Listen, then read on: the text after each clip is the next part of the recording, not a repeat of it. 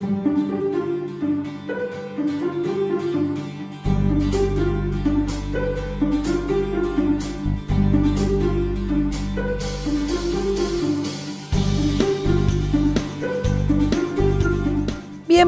a nuestro programa Aula Invertida número 15, que forma parte de nuestro módulo Impuesto a la Renta Empresarial, asesoramiento impositivo para empresas de nuestras maestrías, especializaciones y diplomados. Estamos analizando el artículo 8, gastos deducibles, y su interpretación y sus limitaciones conjuntamente con otros artículos, específicamente el artículo 9. Hoy vamos a dedicarnos al tratamiento tributario de los honorarios profesionales y similares. Cuando hablamos de similares, hablamos de aquello pagado por una persona física que presta sus servicios personales y que no es profesional. Y vamos a hablar también un tipo de remuneración que normalmente se la utiliza también para los independientes y que se relacionan con el derecho laboral, con el derecho comercial y con el derecho tributario, como son los pagos a los comisionistas. Analizando específicamente el artículo 8, inciso ñ de la Ley 125. Recordemos que en los capítulos anteriores hemos analizado las características que deben reunir los servicios personales para ser considerados dependientes o independientes de acuerdo al Código Laboral y ser deducibles del IRASIS. A su vez, hemos analizado el tratamiento aplicable a otros tipos de remuneraciones personales regulados específicamente en el artículo 8, inciso C, que trae dos tipos de remuneraciones.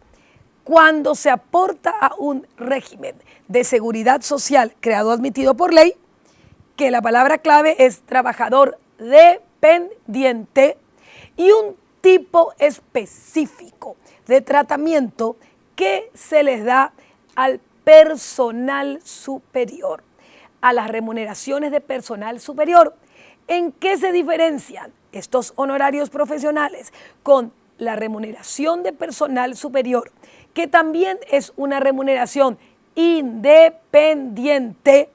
Se diferencian en que el personal superior no está sujeto a las disposiciones del Código Laboral y tiene una escala especial para la deducibilidad de los gastos en caso que no sea contribuyente del impuesto a la renta personal.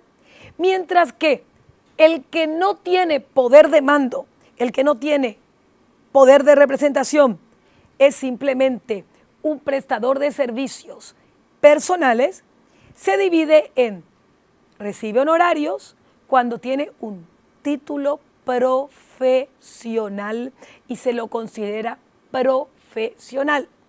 Recibe remuneraciones personales cuando no es profesional, es un técnico o es cualquier otro tipo o presta cualquier otro tipo de remuneraciones personales. Y el artículo 8, inciso ñ, que nos da las reglas para la deducibilidad de honorarios profesionales y otras remuneraciones, es la denominación que usa por concepto de servicios generales, nos dice, si está gravado por el impuesto a la renta personal, da igual que sea de personal superior o bajo el inciso ñ o bajo el inciso C, porque en este caso van a ser 100% deducibles. Pero si no están gravados por la renta personal, tienen el límite de deducibilidad del 2,5% que vamos a aprender a calcularlos. Esa es la regla general. Ahora, para el análisis debemos definir los diferentes tipos de servicios. los profesionales universitarios y los servicios personales prestados por personas que no son profesionales universitarios. ¿Por qué? Simplemente por la obligación de inscribirse en el IVA y o la imposibilidad de deducir con autofacturas. Nunca un profesional universitario que su remuneración es conveniente poner en la factura como honorarios profesionales puede firmar la autofactura. Por eso, volvemos a relacionar la inscripción de las personas físicas en el IVA y su relación con la deducibilidad de los honorarios profesionales y los similares. Esto está establecido en las reglas del IVA, en el decreto 10.030, en el artículo 9 y en el artículo 10, 10.013, reglamentario del IVA. Profesional universitario, definido en la propia reglamentación, el que tiene un título universitario que está dado de acuerdo a una de las universidades reconocidas en el Paraguay y o un título universitario del exterior convalidado su título, no tienen posibilidad alguna de expedir autofactura o trabajan en forma dependiente aportando 100% por todo lo que reciben, llámese sueldo, llámese honorario, llámese comisión, todo deben aportar al IPS o trabajan en forma independiente y en este caso que trabajan independiente, aunque ganen menos de un salario mínimo, aunque empiezan a trabajar y van a ganar 100.000 guaraníes, necesariamente el que tiene un título profesional debe tener factura con IVA. Es tan fácil cruzar los datos que la Administración Tributaria cruce los datos de quienes tienen un título profesional y quienes no están inscritos en el IVA para inscribir a esa gran cantidad de contribuyentes profesionales que aún no están inscritos en el IVA porque tendrían que estar o en IPS o en el IVA. De lo contrario, significa que no están haciendo nada y es muy difícil que un profesional universitario se reciba y no esté ejerciendo y podrá demostrarlo. Ahora, dentro de lo que es las reglas del IVA, hay dos normas que se contradicen un poco o que es un poco difícil entenderla y que nosotros lo vamos a analizar con mayor detenimiento en el módulo del IVA, pero tenemos que ver. El artículo 9 del decreto reglamentario del IVA regula la situación de aquellos que ya se encuentran trabajando en forma independiente y la única forma que estas personas que ya se encuentran trabajando en forma independiente no sean contribuyentes de IVA es porque sus ingresos del año civil anterior no han llegado a los 12 salarios mínimos que representa en el año 2018 la suma aproximada de 24.500.000. Ahora, los que van a empezar a trabajar y o los que no llegaron el año anterior van a poder expedir autofactura si no son profesionales. Si sus ingresos del año civil anterior no llegaron a los 12 salarios mínimos y si sus ingresos contados desde el primero de cada mes, día a día, no llegan a la suma de 12 salarios mínimos vigentes al inicio del año. En realidad, este tema del año civil anterior, que está en el artículo 9, ya es una norma transitoria porque rige desde el año 2013 y en realidad lo que vale es lo que dice el artículo 10. En caso que comiencen a trabajar en un año fiscal y también cuando trabajaron en las demás, se tomará como inicio de actividades en cualquier periodo del año civil que hayan obtenido ingresos superiores a 12 salarios mínimos contados día a día a partir del 1 de enero de cada año. O si la suma de sus ingresos obtenidos en el año civil anterior dividido 12 superen un salario mínimo mensual, o si haya firmado un contrato por 12 meses con un salario mínimo.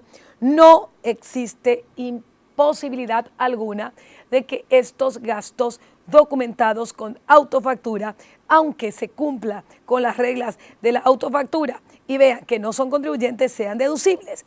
Aquí presentamos cuáles son los montos de acuerdo a los salarios mínimos de autofactura 2016, 17 y 18.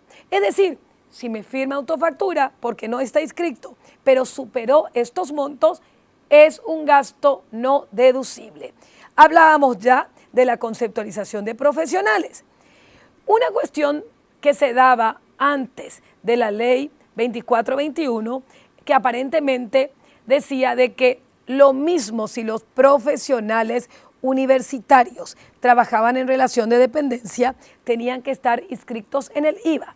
Ahora la regla es clara: o relación de dependencia por el 100% de sus ingresos con el mismo empleador, o IVA. Ejemplo, que damos en el libro: puedo trabajar en la asesoría jurídica de un banco recibiendo un salario de 3 millones o 5 millones de guaraníes. Pero además llevo los casos de ejecución de pagaré y firmo los escritos. Todo lo que realice como profesional para mi empleador debe aportar las cargas sociales y no puede facturarse una parte con IVA y la otra aportando las cargas sociales. Ahora bien, con el mismo empleador, o se es dependiente o se es independiente al mismo tiempo. Puedo, sin embargo, tener y debo, sin embargo, tener mi factura con IVA. Ejemplo, cuando realizo servicios personales para otra persona o cuando soy docente independiente. Porque aunque la docencia en ciertos casos está exonerada de IVA, lo mismo si es en forma independiente se debe expedir la factura. Esto es lo que hablábamos y nos remitimos de nuevo cuando el profesional es dependiente, cuando el profesional es independiente, de acuerdo justamente con este libro, Derecho Laboral y su relación con el derecho tributario, que lo habíamos dado anteriormente, y ahí nos remitimos al capítulo 11, donde están las características del verdadero prestador de servicios dependiente o el verdadero prestador de servicios independientes. Lo que sí nos interesa en este momento es entender que si no es contribuyente de renta personal, se limita la remuneración al 2,5%. Si es contribuyente de renta personal y ese honorario o esa remuneración ha sido incluida como gravada en la renta personal y no simplemente fue para la sumatoria del rango no incidido, sería 100% deducible. Por lo tanto, ¿cómo conocer si el prestador de servicio es contribuyente del IRP? Cuando se implementó la renta personal y la propia renta personal dice que se deberá sacar una lista, pero por cuestiones de seguridad, etcétera, no se ha, materializado esto, y hoy solamente la forma que yo puedo saber si la persona física es contribuyente de renta personal o no, para aplicar los límites de deducibilidad, tanto en el artículo 8, inciso C, como en el artículo 8, inciso E, es simplemente que el propio contribuyente me lo diga. Por lo tanto, se sugiere una circularización y que sea que el propio contribuyente manifieste su calidad de tal, comprometiéndose a declarar como ingreso gravado por el IRP el monto de la remuneración recibida y que eso quede en el archivo tributario. Y el plan de cuentas, muy importante, el plan de cuentas debe identificar servicios personales prestados por contribuyentes de renta personal, 100% deducibles, servicios personales prestados por no contribuyentes de renta personal para calcular el límite.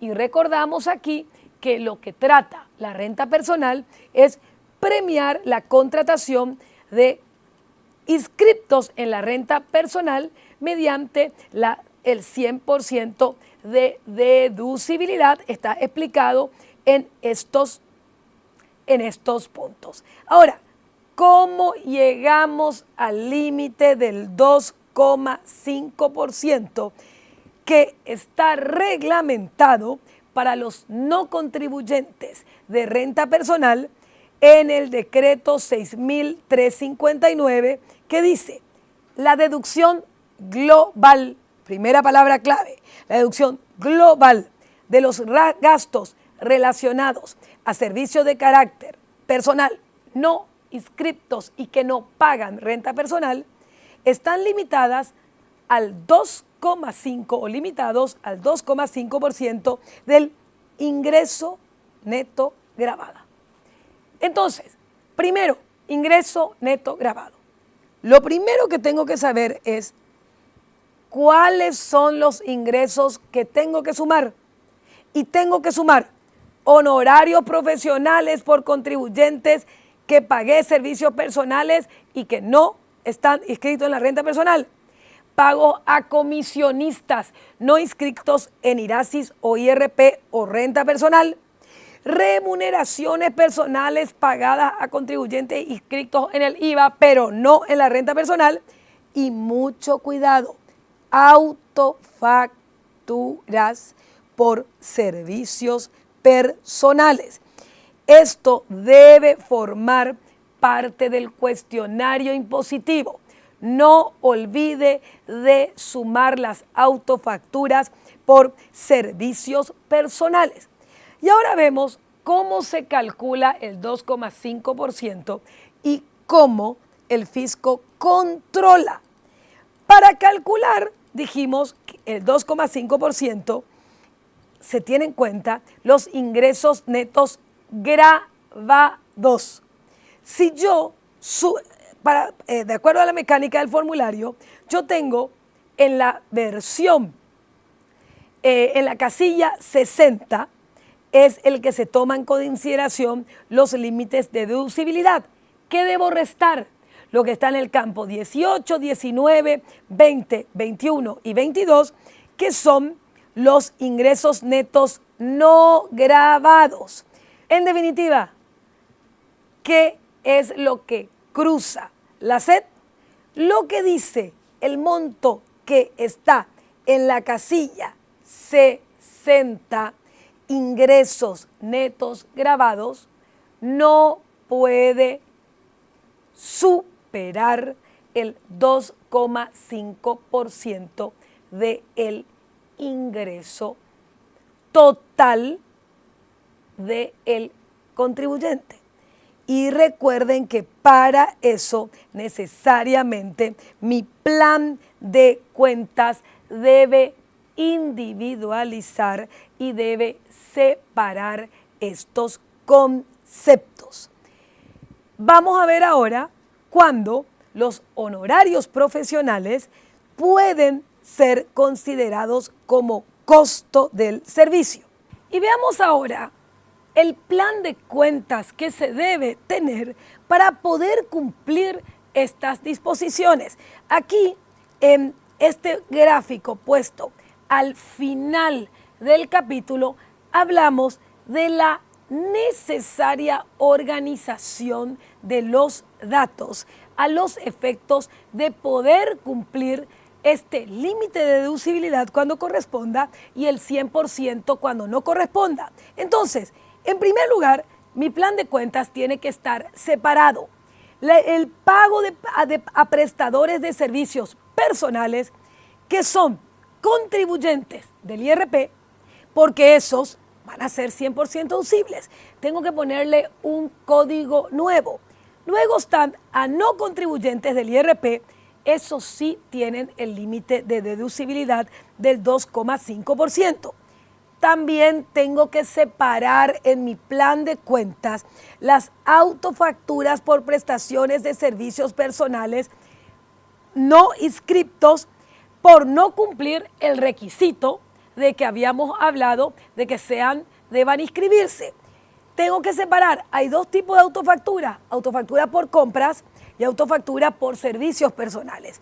Las que suman para el 2,5% son las autofacturas por servicios personales. Pero también una persona física puede prestarme un servicio que es empresarial. Por ejemplo, reparación de la computadora. El servicio de reparación en general está determinado como servicio empresarial en el artículo 2, inciso F. Por lo tanto, esa persona tendría que estar inscrita en IRASIS o en la renta del pequeño contribuyente. Por ello, además, yo tengo que conocer cuándo es el pago a prestadores de servicios empresariales inscritos en IRASIS o en renta del pequeño contribuyente, porque van a ser 100% deducibles. Y podrían ser deducibles las autofacturas por compra de bienes por parte de no contribuyentes si verdaderamente son ventas ocasionales. Supongamos de que un no contribuyente ni en la renta personal ni en el IVA quiere vender su auto. Sí, yo puedo documentar con autofactura porque se dan los requisitos y eso no tiene límites de deducibilidad. Por eso es que presentamos al final esto que es indispensable. Usted como profesional contable o como auditor o como asesor debe tener este plan de cuenta que si es contribuyente de IRASIS o si es contribuyente de IRAGRO, porque las mismas reglas se dan en los dos casos, debe tener este plan de cuentas. Y ahora sí vamos a, y como dice esta lámina, separar los prestadores de servicios inscritos en IVA y los prestadores de servicios inscritos en IVA e IRP. Ahora, hemos visto que en la mayoría de los casos los honorarios son clasificados como servicios personales y se encuentran limitados dentro del 2,5% si no pagan renta personal. Pero hay casos, e incluso han sido aceptados por los tribunales, en que los honorarios están debidamente relacionados a la actividad gravada y son necesarios para generar el producto de la actividad gravada, y en esos casos pueden ser tratados como costos. ¿Cuál es la diferencia de honorario como gasto y honorario como costo? El honorario como gasto va a tener límites de deducibilidad porque no forma parte de la cadena productiva directa, y va a tener límites si se paga a personas que no han incluido dicha ganancia como contribuyentes de renta personal.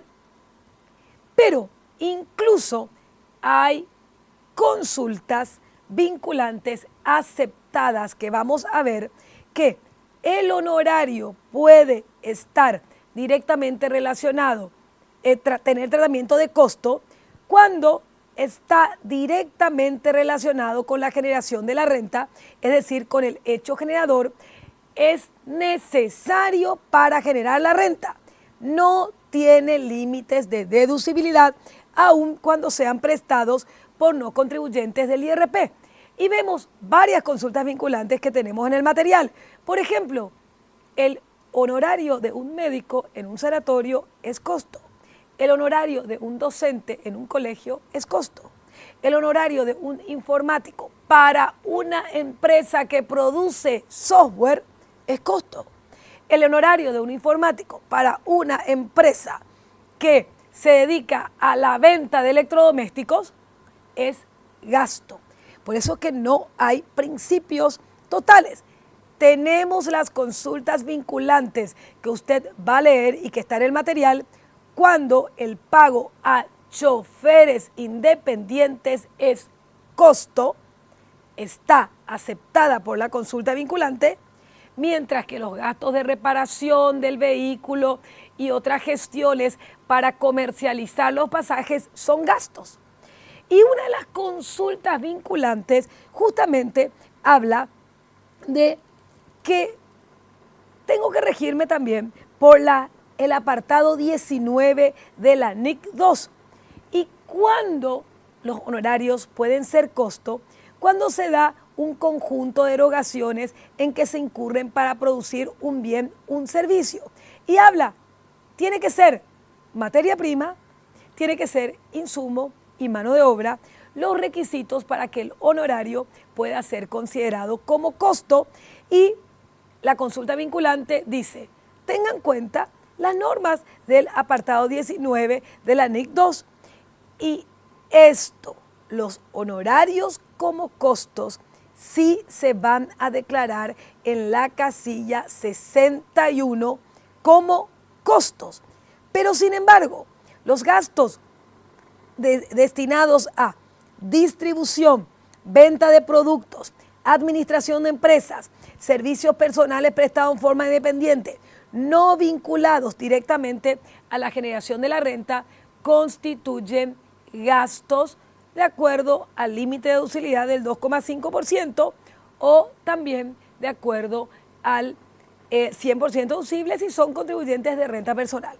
Y para terminar el análisis quiero repasar algunos títulos de lo que estamos hablando como costos.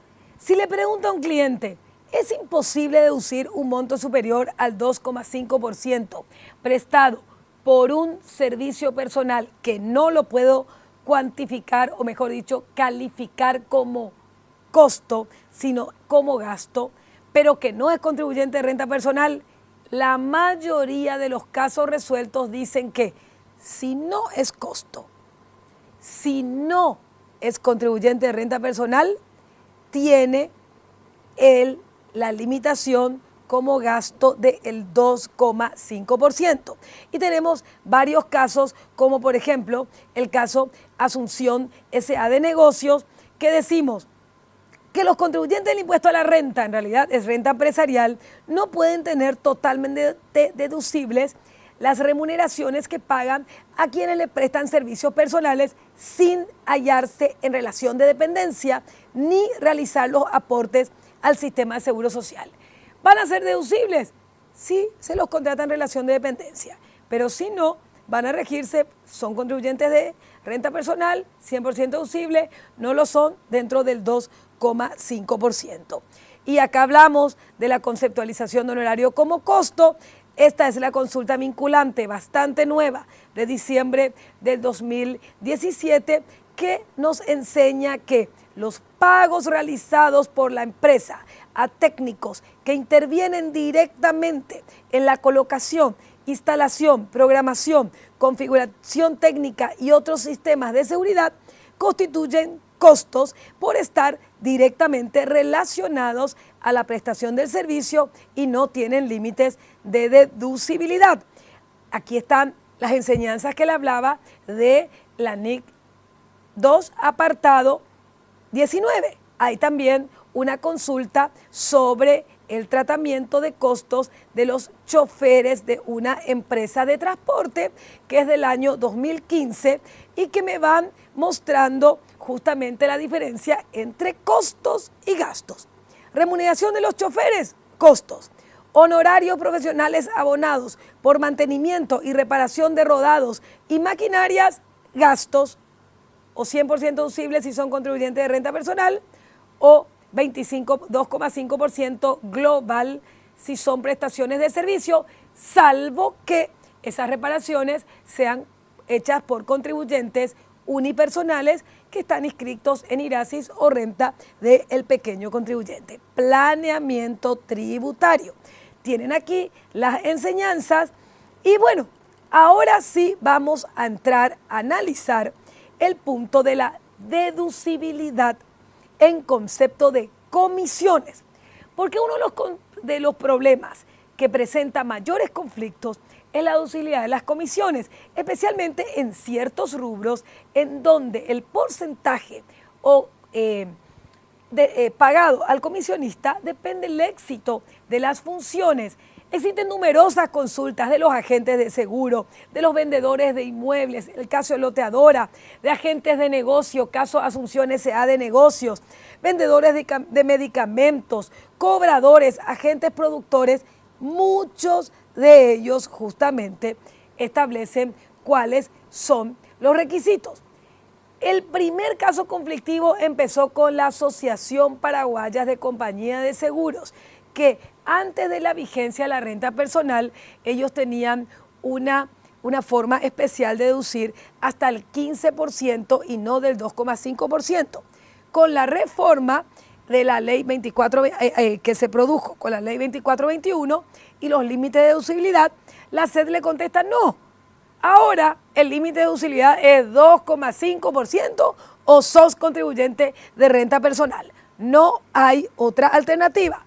O la otra alternativa es la resuelta por los tribunales o le contratás a estos comisionistas 100% dependientes.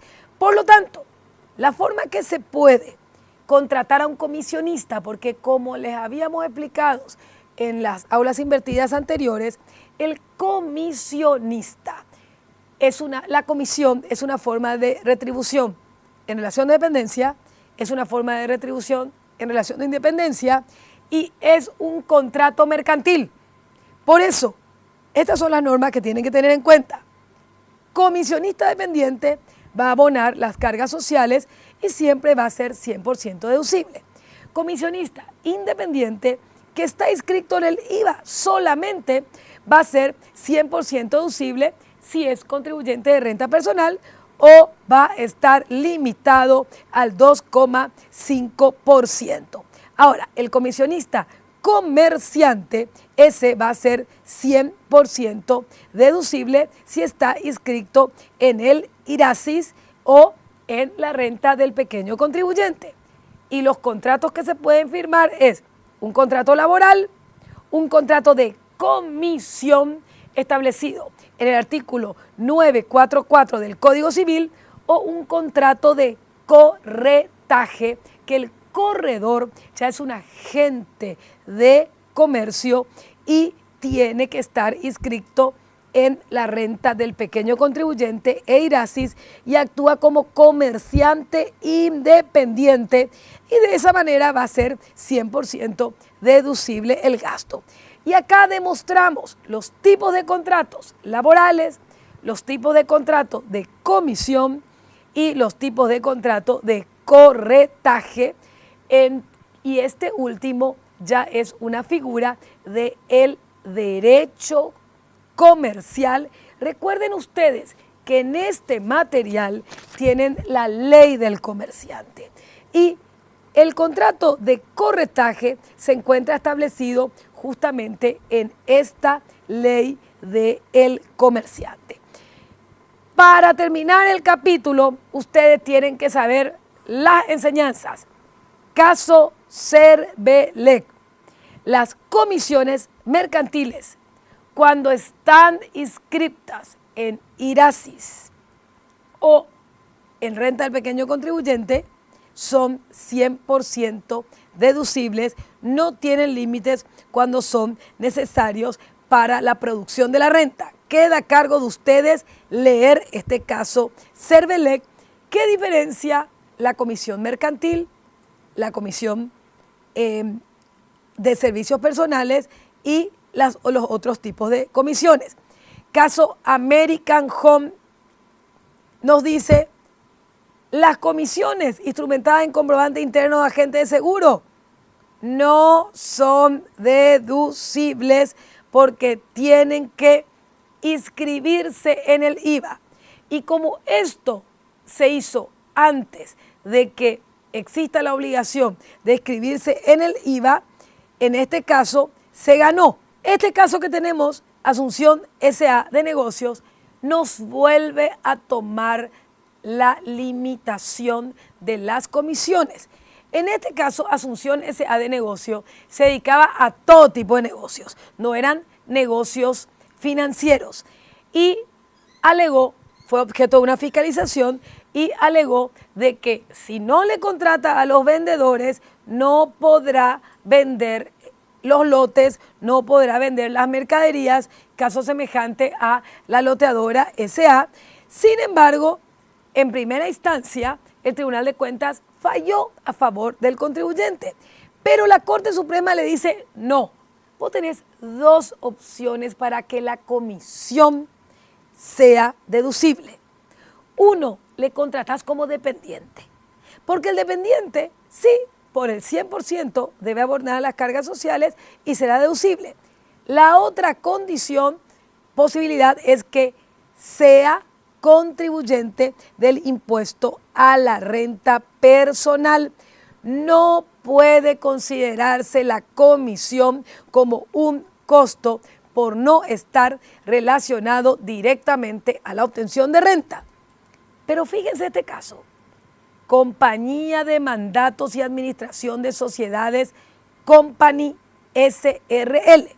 En este caso, sí, porque la Corte Suprema de Justicia, por unanimidad, confirma que es posible conceptualizar los honorarios como costo cuando los mismos tienen una relación causal directa con la generación de la renta gravada. Y en estos casos, comprobada la relación causal directa, no tiene límite de deducibilidad.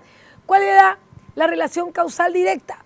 Es que esta empresa se dedicaba al otorgamiento de préstamos para generar el ingreso proveniente de su actividad, que son los intereses. En muchos casos se requería la contratación de abogados, peritos mercantiles, etc. Entonces, la Administración Tributaria le dijo, no, acá tus honorarios profesionales de abogados superaron los límites de deducibilidad.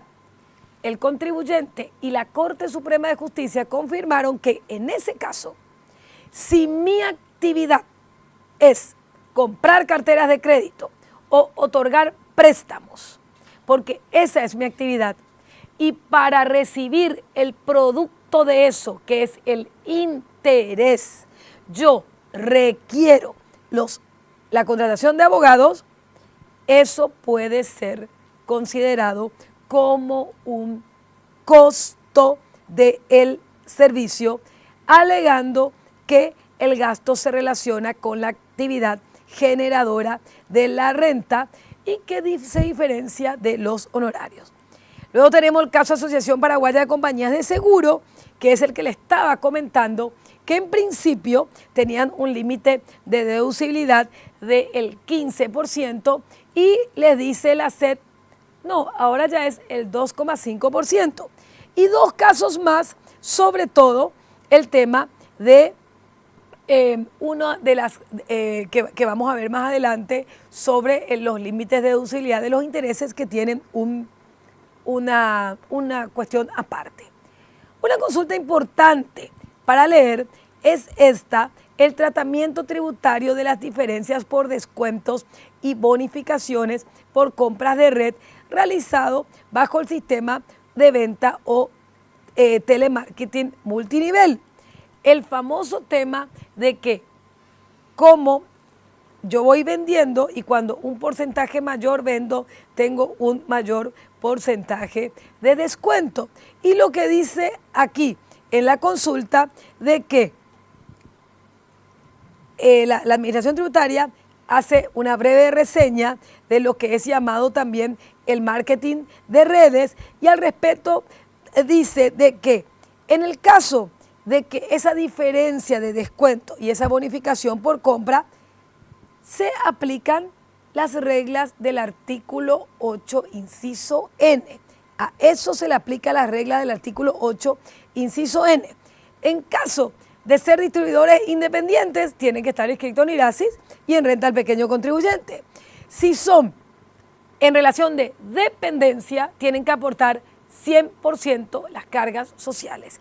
Y si son independientes, pero no comerciantes, honorarios están limitados hasta el 2,5% si no son contribuyentes de renta personal. Bueno, justamente aquí se presentan algunos casos, pero con esto es importante tener en cuenta la relación de costos y gastos, y se presenta también un ejercicio práctico sobre deducibilidad de los honorarios profesionales realizado por la profesora Gladys Lugo, con la descripción y también algunos casos de razonamiento y este resumen de capítulos que nos indican las normas que se deben tener en cuenta en el artículo 8, inciso ñ, el tema de su diferencia, que mucho cuidado al declararlos, porque los honorarios profesionales y similares se declaran en el campo 34 del formulario, pero también los independientes, pero que son personal superior, se declaran en el campo 32. Por eso se dice, estos se registran honorarios profesionales y similares en el campo 34, pero si se tratan de honorarios pagados a personal superior independiente, esto va en el campo 32. Esto ya es la forma de llenar el formulario.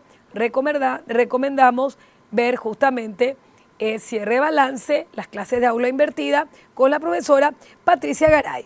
Y bueno, acá tenemos cómo se diferencia el artículo ñ con, el artículo 8, inciso ñ, con el C, que se relacionan porque son las normas diferentes, y hablamos ya de honorarios profesionales, cuál es la palabra clave, de servicios profesionales, cuál es la parte de dependiente o independiente, y de todo lo que estuvimos analizando, para terminar con el gráfico de tratamiento tributario del pago de las comisiones que se pueden contratar como dependiente, prestador de servicio independiente o comerciante independiente.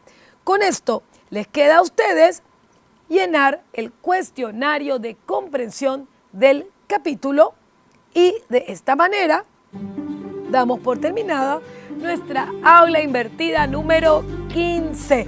Muchísimas gracias.